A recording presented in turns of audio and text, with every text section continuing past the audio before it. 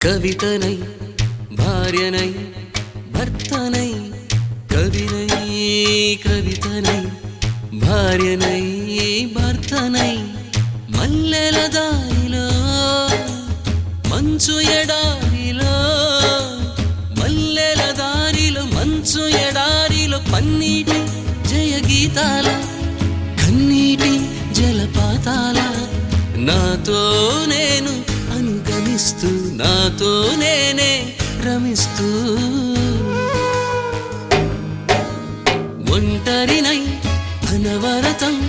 కంటున్నాను నిరంతరం కలల్ని కథల్ని మాటల్ని పాటల్ని రంగుల్ని రంగవల్లుల్ని కావ్య కన్యల్ని ఆడపిల్లల్ని జగమంత కుటుంబం నాది ఏకాకి జీవితం నాది.